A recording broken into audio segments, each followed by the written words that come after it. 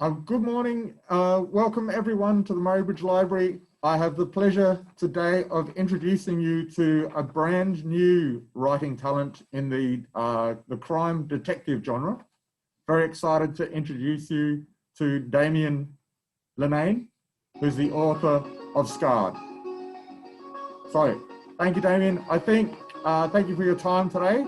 I think we're safely far enough apart, us being in South Australia and you being in New South Wales, that maybe we can get rid of the masks. No worries. But this isn't the only challenge that you've had to work your way through. I believe that there was a period of time when you were writing your novel that you were actually in prison. The whole first draft was written while I was in custody. I was in custody for 10 months and it took 5 months to write the first draft. People often ask me like how long it took to write, and it's difficult to answer because the first draft took 5 months, and then it took me like, after I got out, I typed it up and I was refining it while I was sending it to publishers. So it was 3 years before I found a publisher. But the entire first draft was written in custody. Yeah. But just to clarify, the reason you ended up in prison, are you a bit of a so that's or a common question I get. Obviously people are curious. It's completely open about it. You can Google it as well. So the short story is somebody very close to me was assaulted, and I went and did something about that the sentencing magistrate described as vigilante justice. So she called me a vigilante, and that was actually a theme I later wrote into the book. Yeah. So yeah, it would have been very interesting to be in prison. I know we've got a local prison here, Mobilong Prison. Mm-hmm. So I know when you're in prison, you've got a lot of time. Oh, it's interesting because there is this public perception that you have a lot of free time, but unfortunately, a problem I found around the world, because I've been networking with other former prisoners and stuff for prison advocacy since I've gotten out, is that there's often not a lot constructive for you to do with that time. So like a lot of it's locked in cell, and there's not it's a kind of double-edged sword, because when I went into prison, I only recently finished an undergraduate degree and I wanted to start a master's. But New South Wales, I'm not sure about South Australia, but in New South Wales, you can't get a personal computer for educational purposes, which meant I couldn't study. And so I had all this free time and I couldn't really do anything with it. Do much, like there was reading at least, but I didn't think that was going to keep me satiated for 10 months. So, but yeah, there's definitely a lot of time, but limited things you can do with it because of how restrained and cut off from the world you are. I find as an author myself, the exciting thing about writing is that you're basically reading the story. You're the first reader as it unfolds in your head and as it sort of comes out on the page, whether it's handwritten or typed up. It's a real exciting moment. Well, no, I definitely agree. People ask me like who my target audience was, and when I wrote the book, my target audience was primarily me. Like I wanted to know how it ended. Like that's a question I get a lot as well. Was like, did you map it all out? I'm like, no. I mean, I had an idea in my head, and I read out the first chapter, and then I just kept writing. And at no point did I know what was going to happen more than 3 chapters in advance. So I only found out what was going to happen to the main character in the end, like about 3 chapters before I got there, and I won't give that away. But it was my primary audience was me, and like the main reason I wrote it was it was like escapism, I guess. I wanted to go away from the place I was confined to, and into a new world that I created. Yeah. Oh, totally understand. Not that I've been to prison myself, but I can imagine what it'd be like to have a lot of time and nowhere to go. Yeah. It's So you have wonderful. Oh, sorry. Before we go any further, of course, the novel is Scarred. Yeah, I have a copy here. That's Yeah, I was going to grab our copy off the shelf because, of course, it is available at the Murray Bridge Library yeah. and a number of other libraries. Of course, you can get it on online bookstores as well. Yeah, and it's also on most ebook formats, Kindle, Kobo, Apple, iBooks. I think the only one I'm not on is Google Play. My publisher doesn't seem to have a relationship with them for some reason. But yeah, it's Right. definitely available around a bit. Yeah. Biding your time, Damien. Yeah. Biding your time. Mm. And it's about $30 RRP.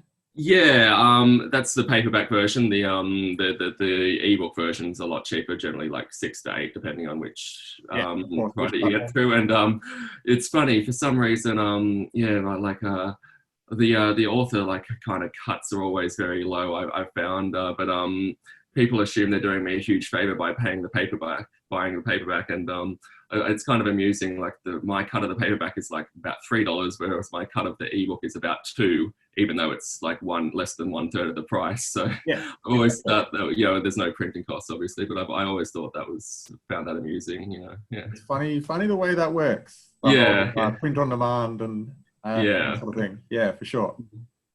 So you have supplied us with a wonderful list of interesting questions. yep. So I thought, hey, let's start from the top. Mm-hmm. So, Yep, fair enough. I know you've mentioned a few things about your time in prison. Yep. But just can you give us a bit of a brief day-to-day about your time there? Yeah, so eventually I got there were the first few weeks I was in were a bit interesting because there was overcrowding and they kept moving me around a bit. But once I got to the prison, which I'd been classified as, I should be sent to this one, which was Glen Innes in New South Wales. Day starts.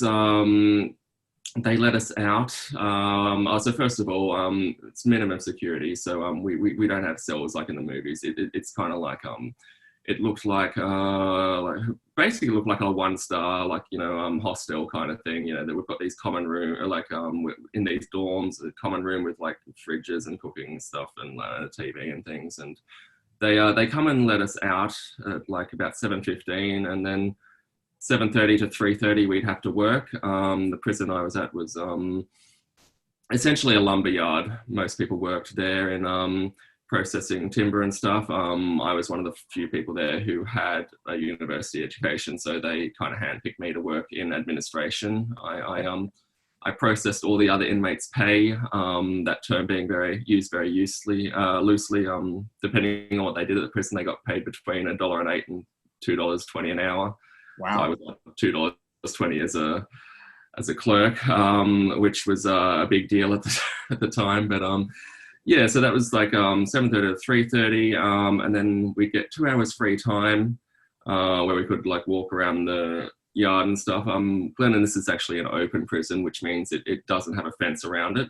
There are boundaries. We couldn't like cross the road, and there was like a yellow line painted on the ground at points where you weren't allowed to step over. But we had 2 hours free time within the the boundaries of the prison, and I'd probably use that time to work out and stuff. There's like outdoor gyms and things, but and then we get locked in at 5:30, and then you're inside from 5:30 till 7:30 the next morning. Yeah, wow. And that was when I came alive. Like I actually, like most people, like try and make the most of that 2 hours free time because they dread getting locked in. But I actually looked forward to it because that's when I came alive. That's when I started writing. And so people ask me, like, people seem impressed that I wrote a novel in 5 months. I mean, I don't have anything to compare it to, so I'm not. People keep telling me that's impressive, and I'm like, okay, I'll take your word for it. But the way I got it done in that time was I was consistency. Every day we got locked in, I'd write for at least about 2 hours, and then I'd do other things as well. But I'd spent just like 2 hours a day for 5 months, and after 5 months, I had a finished novel. But yeah. No, it is very impressive actually to get a manuscript done in 5 months. I'm just wondering as well. So you said that you were in with other inmates. Yeah.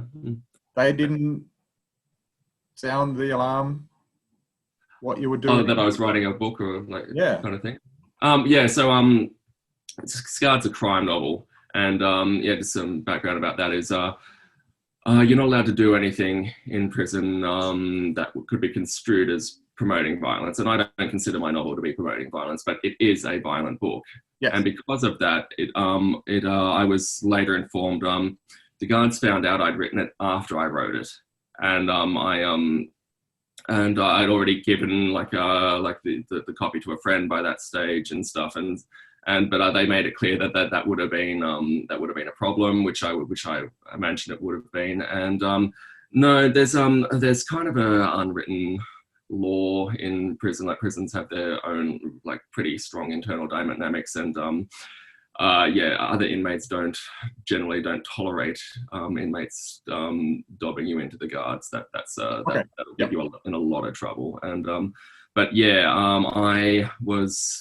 it was an interesting writing it in prison, because not only did I not have access to a computer, it's kind of funny because it took me 5 months to write it by hand. If I had access to a computer, I reckon I probably could have done it in 3, because every time I had to rewrite a chapter, I had to rewrite a whole chapter and things like that. But I was also like really paranoid the guards would find it. And to give you an example of like how they kind of overreact to things, like I knew someone in prison who used to draw comic strips.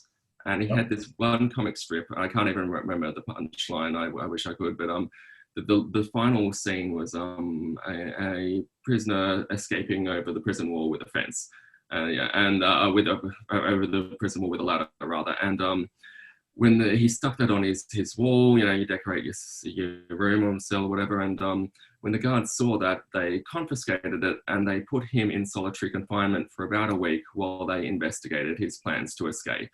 They thought it was some badly drawn blueprint and for his plan, and I'm guessing it just sat in someone's in tray for like most of that week. I don't think they were like fussing over it, but yeah, it took like he was in there for a week, and then they kind of realized it was a joke. And that was the overreaction. Corrective services overreact to everything, but that was the overreaction they had to this comic strip. So I knew it wasn't going to end well for me if they found out I was writing a book that contained a lot of violence. And so I did 2 things about that. The first thing was I tried to hide it, and how I did that was I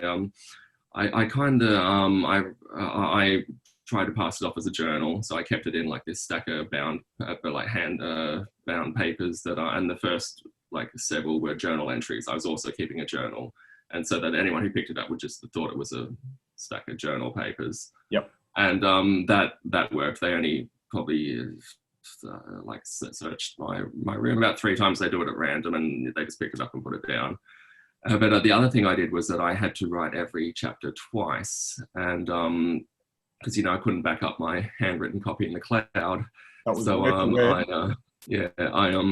I wrote every chapter, and then once I'd written it out, then it actually kind of helped a bit, because then I'd sit down, I'd look at it, and then I'd write it out again, and then I'd tiny it up a bit. So I have to write each chapter twice. As you go. Yeah, and then but then I'd post the first one, so this slightly inferior version, to my best friend. Like every week, I'd send her a new letter. And I'm like, I actually just wrote on the back of it, just chapter 16, put it with all the rest. And so that was my backup plan for if something happened to my novel, because I was my manuscript, because I was worried the guards would find it, but I was also slightly worried the inmates would do something. There's a lot of boredom in prison. Yeah. Like every now and then I hear someone say, oh, prisoners have cable TV. That should be a punishment. Like I can't believe they have that. And then it really bothers me, because a cage with a TV in it is still a cage. It's still a huge punishment. You're separated from your family. But the more important thing is, the less there is to do in prison, the more violent it is, and the more people resort to creating their own entertainment. I didn't experience this myself, but I've been told, like in maximum security and stuff, where they don't have half as many resources, and there are a lot of resources in minimum security, so that's saying something in itself. But like people will start fires just for something to do, that they want to see the pretty colors and stuff. So I more than once I saw like another inmate would have something stolen from them, and it was just really petty stuff. And we were of the opinion that the reason that like people would go into their room and steal the stuff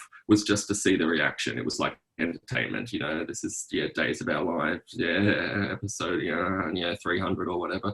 And so I was kind of conscious that somebody might just destroy it just to see me have a meltdown, like, because there are some people with, as you can probably imagine, there's some pretty interesting people in prison, some with had a lot of mental health issues. There's I can honestly say the best and worst people I've ever met in my life met in prison. There's a lot of people in there as well that were in a situation that could have happened to anyone, and then there are people that are like, we had one guy who had his conviction overturned while we were there, so he went for appeal, and they've actually found him, innocent after he'd served like quite a long time. And so there are some very good people in there as well. But so I was definitely a few challenges to writing in there, though.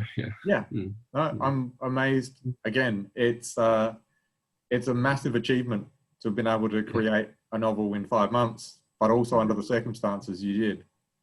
So well done. Life's just really about your attitude, and I find that applies to everything. There's that old aphorism, life's 10% what happens to you and 90% how you react to it. And that was the attitude I went into prison with. I was like, right, this is hopefully a once in a lifetime opportunity for some quiet time, and how can I use it constructively? And then I found out I couldn't study, so the novel became a backup plan. But then that was the same thing that happened to me when COVID happened and we went into lockdown. I'm like, okay, I've got some quiet time again. What can I do? And I might get into that later. But that's when I've got into a second manuscript. But No, that's exciting to hear. There's another story on its way. Yeah. So just wondering, the main character in your novel is a vigilante. Yeah. And you went to prison for vigilante action. Yeah. How much is are you your own main character? Well, the only book they had in the prison library, and I could probably give a whole talk just about prison libraries, that they're not particularly well stocked or funded and stuff, but they only had one book in there on how to write a novel, and that was Stephen King's On Writing, which okay. I felt that was sufficient. I don't think you need anything else personally, but something he wrote in there was that every character you write or write about is going to be partly based on you. And I mean, there definitely were some parallels. That was the crime I committed. It was a long time coming. I had some anger issues from my childhood. There was some a lot of abuse, and I didn't get believed about it. And I kind of had this the deep inner desire to equalize and get justice for something that had happened to me. And so I already had this idea for a novel in my head. It was not so much a novel, it was more an idea for a story. Yep. And I never wrote it down because I was too busy. I was never making time on the outside. But yeah, there's this opening scene of this guy who he was I was on my way home from volunteering. I volunteered with St. John's Ambulance for 3 years. And I was on my way home from volunteering, and this guy who looked very much like he was under the influence of drugs and had been for many years, and he stumbled out in front of the road in front of me, and I had to brake hard to not hit him. And essentially, he was in the wrong, and he stumbled down the road, and I braked hard, and I saved his life, I guess, or at least, putting him in hospital by my quick reflexes. And in return for that, he gave me the finger and yelled a whole bunch of abuse at me. Of course. And I remembered, I was so angry, and I wasn't going to, but I briefly entertained it. I'm like, wow, this person's just horrible. Society be better off without them, if they weren't part of the community. And I got this idea for this opening scene, which is the first chapter of my book, which is this guy. He's very meek, and he's a community volunteer, and his general demeanor is nice, and then somebody does something horrible to him when completely different scenario, but essentially does something horrible to him when he's on his way home from volunteering and trying to make his community a nicer place, and he kills them. And I was trying to kind of shock the reader and saying because you don't really see it coming. And I mean, I suppose I'm giving the first chapter away, but it's only the first chapter.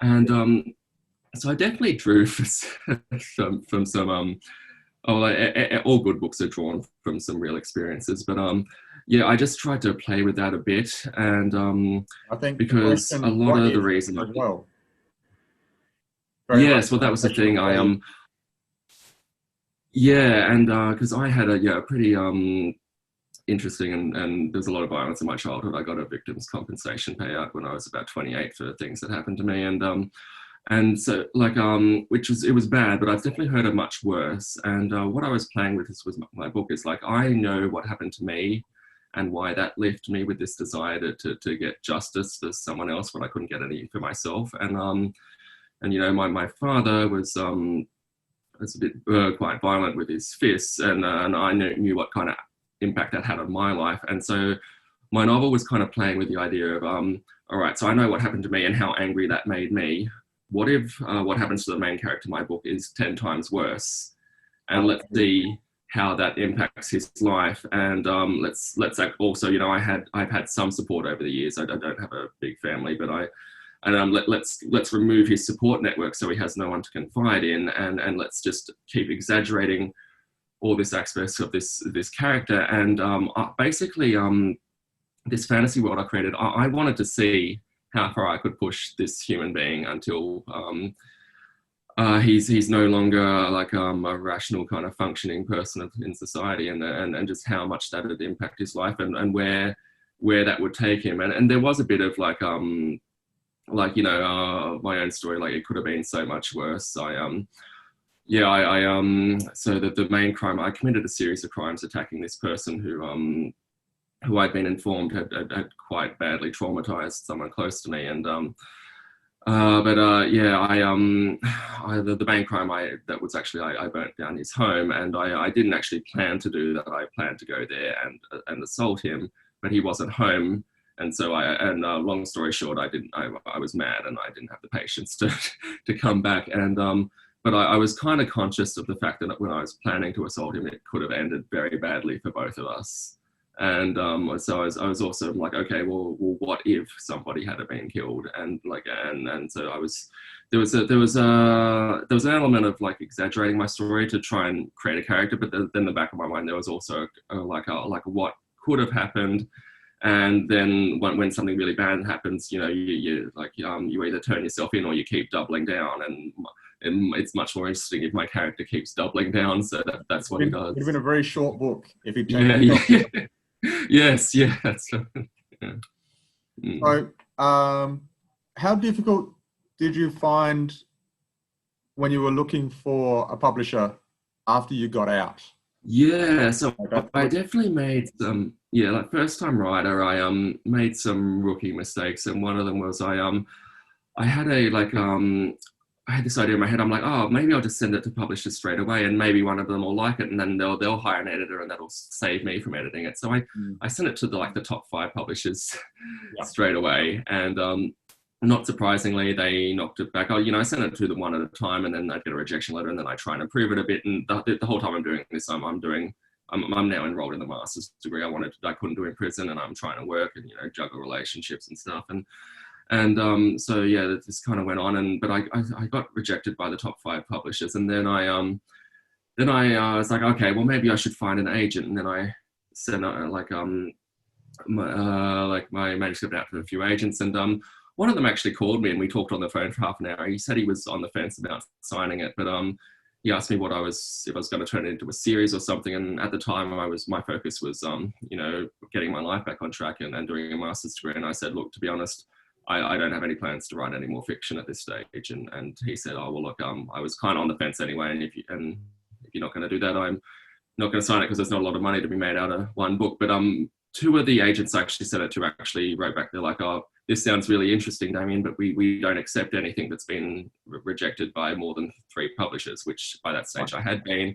And I also didn't know at the time that once the publisher rejects something, they're extremely hesitant to look at it again, no matter how much you refine it. So they've already we already rejected that last year, so we're not going to look at it. So I do feel like I shafted myself a bit, but yeah, basically every time I got a rejection letter, and I got 12 of them, which I think is the same number as J.K. Rowling.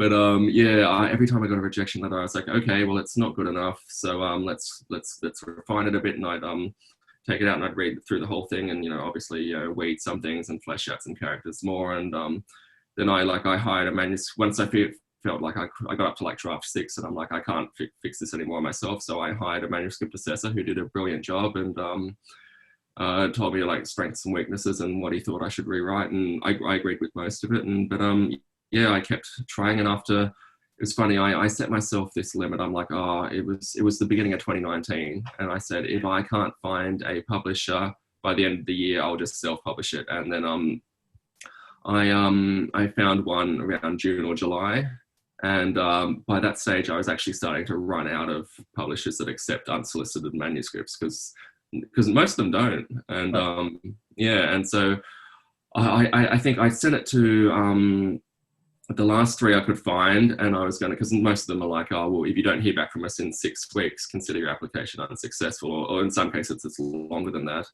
And I was already kind of thinking that I was going to have to give up after that, because I'd run out of publishers. I'd make another look to see if like anyone had opened up submissions. But yeah, thankfully one of them was very interested, and it was actually funny, like about a month after I'd signed this contract to go with them, one of the other last publishers I sent it to sent me a rejection letter. So technically I got 13. I'd already had a publisher by that stage. But yeah, it wasn't easy. People tell me that 5 months is a short time to write a book. People have also told me that 3 years isn't that long to find a publisher. So I've talked to people who said it took them 10, and I'm like, oh wow, yeah, but I mean, it is hit and miss. I think I got lucky. But yeah, it definitely wasn't easy. It was, in some senses, it was harder than actually, writing. I mean, I had the extra challenges in prison, and one of them was that for the first couple of months I was in there, it was difficult to find paper. I can go into that a bit more if you like. But yeah, just purely the creative process, it was harder to find a publisher than actually write the work. Yeah.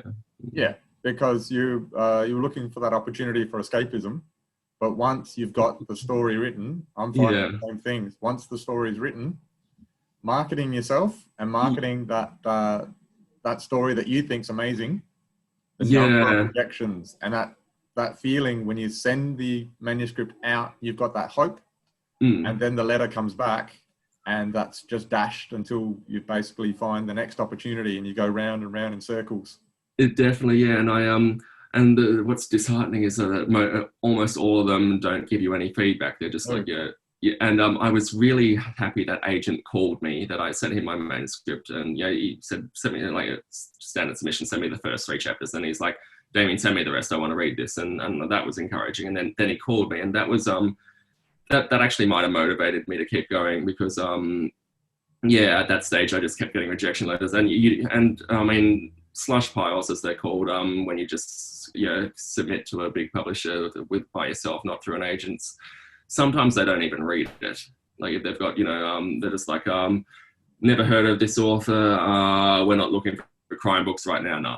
And but it's really disheartening, because you don't know if they hated it, or if they didn't even read it, or if they liked it but they didn't think it was marketable. And the publisher I ended up finding, they actually initially sent me the world's nicest rejection letter. They said, oh, Damien, I actually read this twice and I really loved it, but the publisher's based in Seattle, and they said most of our readers are American, and I don't think we can market an Australian book to an American audience. But I mean, this is brilliant, so I'm sure you'll find an Australian publisher. And I actually wrote back and I said, thanks for the great feedback. I've actually exhausted Australian publishers, so I think I'm going to self-publish at this stage. And then we started talking, and once he realized I was going to do that, and yeah, long story short, eventually I signed a contract. But it was actually kind of interesting. It started out as the first personalized rejection letter from a publisher. I'd already gotten one from an agent, but yeah. No, it's amazing, the story of how you've written the story, but then also the story about that step after step after step, stumble after stumble, where you've eventually found that success with a publishing company. So you've got so many stories within this one story. Yeah, that was the thing. Like I kept telling people about it, and people were like, oh, when are you going to write the next novel? I'm telling people now what I told them 3 years ago. Like I'm not sure if I will write another novel. I had an idea for what I thought was a really great story, and I wrote it, and now it's done.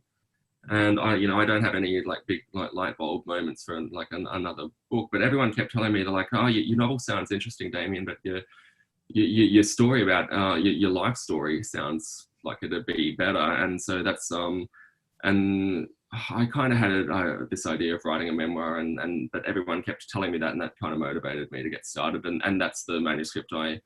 I finished the draft of it during lockdown, and now I've only just started just sending it to agents about a month ago. Yeah, and I'm not making the same mistakes this time. Fingers crossed. Yeah, like I'm not sure. Like it seems I looked at it, like I went through the list of publishers I submitted to, and agents as well. Originally, I was going to go back through the list, but do it in a better order now. And less people seem to be accepting manuscripts at the moment. I'm not.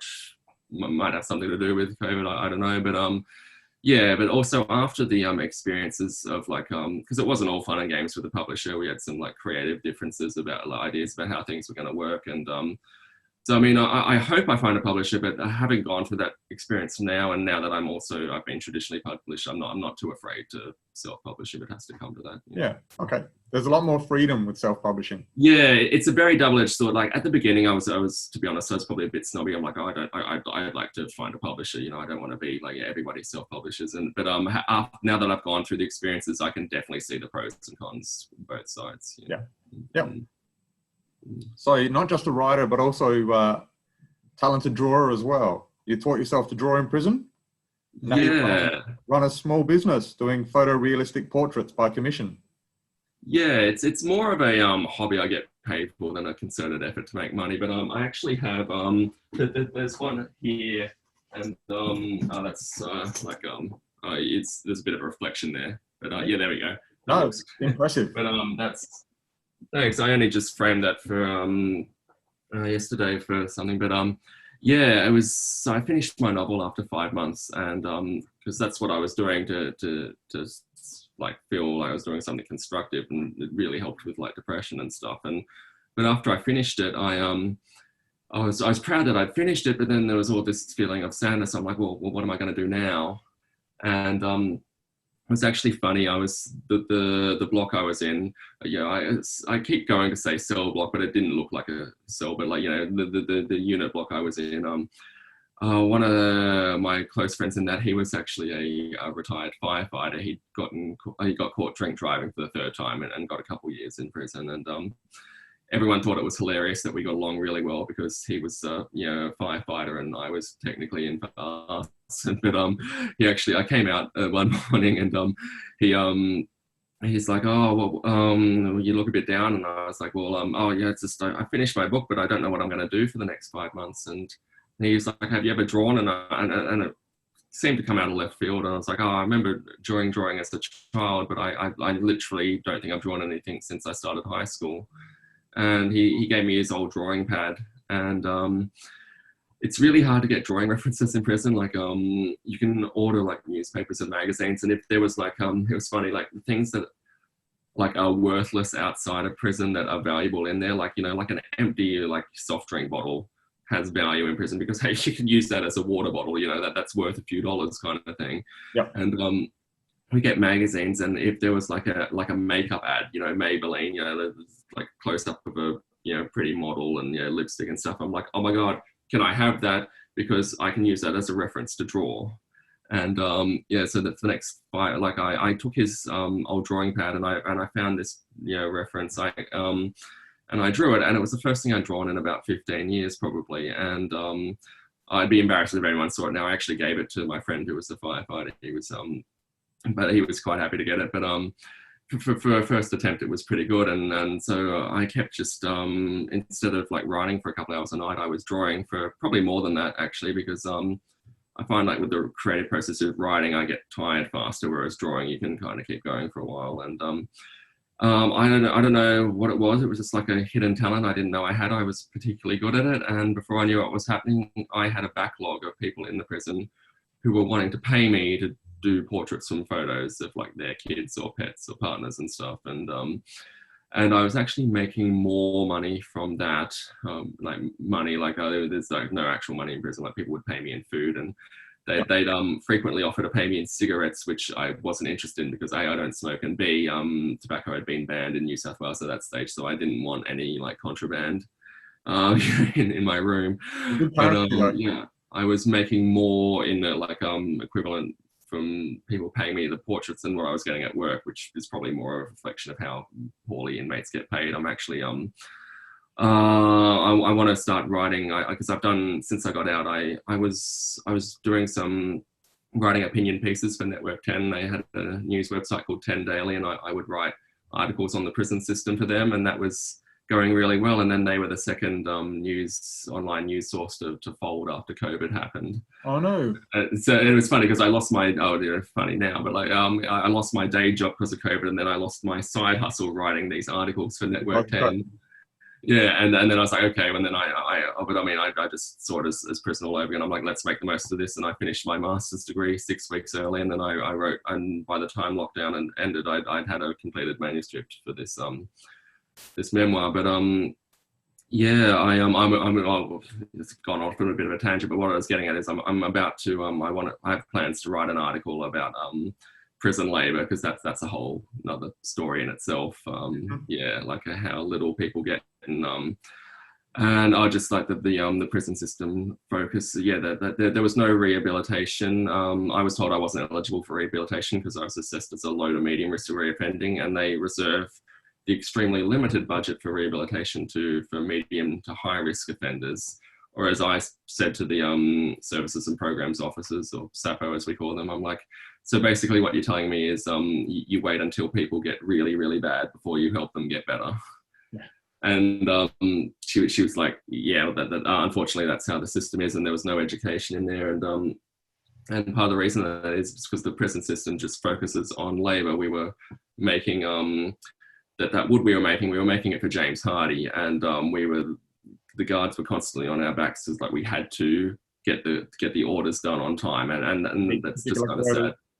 Yeah, that's the focus of the prison system, is helping James Hardy make profit off essentially slave labor, whereas it should be rehabilitation and making sure people don't reoffend. But essentially we've just got the same prison system we have when that prison opened in the 1930s, which nothing ever changes really, unfortunately. But that's I'm planning on writing an article on that. It's on my very long list of things to do, and there's definitely a lot of talking points for the prison system. Yeah. So are you a public speaker as well, Damien? Well, it's funny. I had this very small book tour booked for it's going to start on March 29th, and then COVID happened on March 20th. We went into lockdown here in March 23rd, but by that stage, most of the places I was booked to talk at were had already cancelled, because they could kind of see what was coming. But I had 3 speaking arrangements booked, 4, and then also 2 book signings, and they all got cancelled. But I haven't actually. Just last week, I got because most of the people who cancelled, they're like, oh, we'll put you on next year's event. And so just last week, I got booked for the Right Here Festival at Lake Macquarie in New South Wales, and that will technically be my first public speaking. I've done a couple of interviews like this online. Most of them are actually more about the prison system and less about my novel. But I'm definitely talking about it. And when journalists first started contacting me for interviews about the prison system, I was a bit surprised. I'm like, look, I only did 10 months, and the majority of that was in minimum security. Everybody starts at a higher level and then has to wait to be classified. But I spent 17 days in medium security, which was a whole different world. But and then I was like, are you sure you want to talk to me? I was only in there for 10 months. And journalists keep telling me the same thing. They're like, we can't find anyone else who's willing to talk about what it's like in there. It's not that they're not interested in me themselves. They're like, I just assumed they'd want to talk to someone who did 15 years for murder or something. Yeah, but exactly. Apparently very few people want to talk about it. And I'm like, well, part of the reason why I ended up in prison was because I had all this trauma from childhood, and I told some of my guardians about it when I was a kid, and long story short, they didn't believe me. And after that, I just kept bottling it all up. And then after I committed the crime, I was like, okay, something that really helped with my lenient sentencing was I actually I realized I had a problem, and I started to go get therapy before I was actually arrested. And yeah, the judge kind of recognized that. It's like, yeah, I recognized I had a problem, and I started talking about what was tough. And as I was talked through it, all of a sudden it wasn't such a big burden to carry. And so, I mean, I just think it's important to talk about anything that's challenging in general, like, you know, abortion, euthanasia. What do you want to talk about? You know, let's talk about things more. You know? Yeah, I think if you don't talk about it, there's no possibility for change. Yeah, it's definitely, and that's the thing. Like, that portrait I framed, it was going to be my artwork's currently on display at Newcastle Public Library, and that was going to be in the piece. But long story short, I decided what to send, and then that one got cut, the one I showed you. But where was I going with that? I've lost my train of thought. What was I talking about? Sorry. About the possibility for change. Yeah. No, sorry, I've gone off a tangent. I've forgotten what I was talking about, but yeah, we'll probably move along before. Yeah, that's all right. Yeah. So I was going to say, just to finish up, Damien, thank you very much for your time. Hope you have an amazing Christmas. Looking forward to the memoir coming out, and fingers crossed about finding a publisher. Yeah, it might take a while, but we'll see what happens. Yeah. And just recommend to everybody that's watching, look out for this amazing talent, and make sure that you either buy a copy of Scarred or make sure that you borrow it from the Murray Bridge Library, or I'm sure it's at your local library. Yeah, and if you liked it, leave me a review online, and that really helps. I hope you like it. If you like crime thrillers, I know you'll definitely like it. Yeah. Sounds like an amazing read, Damien. Absolutely. Thanks very much for your time. Yeah, you're welcome. Thanks for having me. Yeah. Appreciate it.